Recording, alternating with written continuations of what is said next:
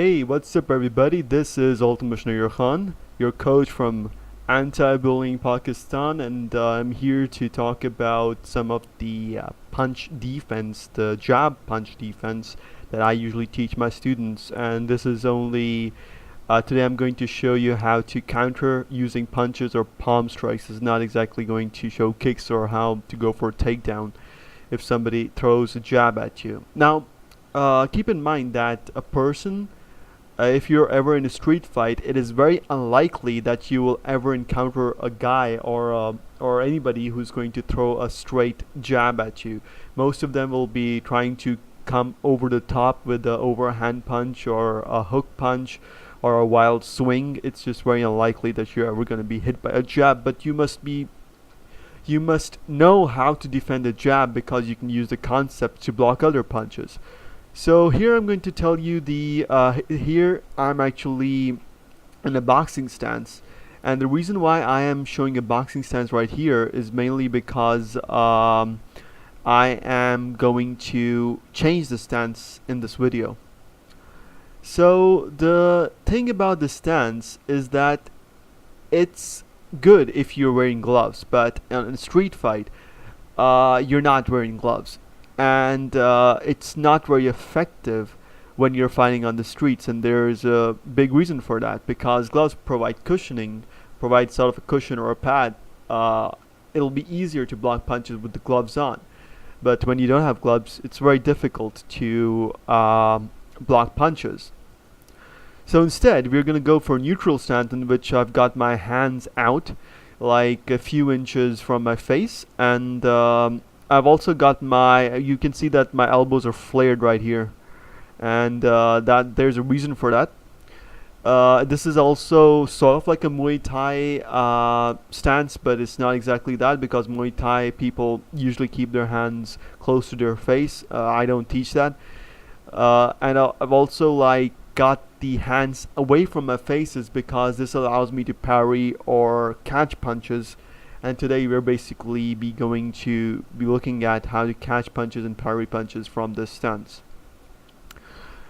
So if I play, now I'm going to show you how you can catch punch. Now that is a catch, just like you catch a ball, you're catching a punch. If a punch is coming straight at you, and this looks difficult, but it's actually pretty easy. A straight punch is easy to defend by just catching it. Okay, so you just catch the punch and you'll defend it.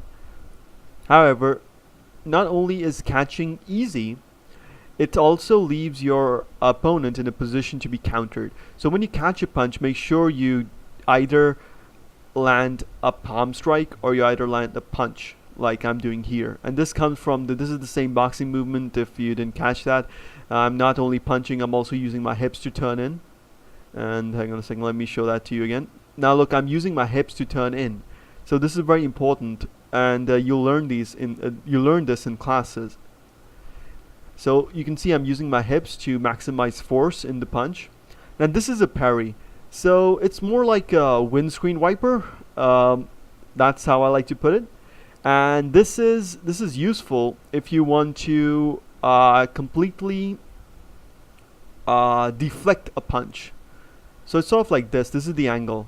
So it sort of comes down like this, and this is for the jab defense. So you can see it's like coming down like that, like a windscreen wiper, and it's useful if you want to create opportunities for like very clean punches in a self-defense situation. So again, I'm gonna parry the punch, and now I'm going to show you how to attack from there. So parry, attack. I can parry and hook. That was a hook punch. You can also parry and hook.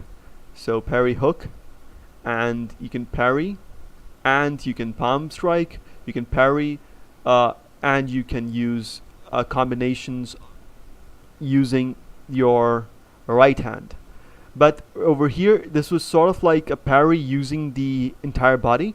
So if you if you notice, this time when I parry, I don't do the windscreen wiper thing. I basically, over here, look, I'm using my entire body to just deflect the punch a bit, just slightly, and then I go for my right hand. Because if I parry too much, like if I do the entire windscreen wiper movement, it's very difficult for me to actually land right hand. So you can see very little movement, but I still clear the punch. And the last combination was actually a catch followed by a right hook. So we'll take a look at that. And catch and right hook. Okay. So this is something that you can work on at home, and if you join the classes, we will be learning this. This is just to give you an idea of what we do, and hopefully you'll be able to reproduce this at home. Take care.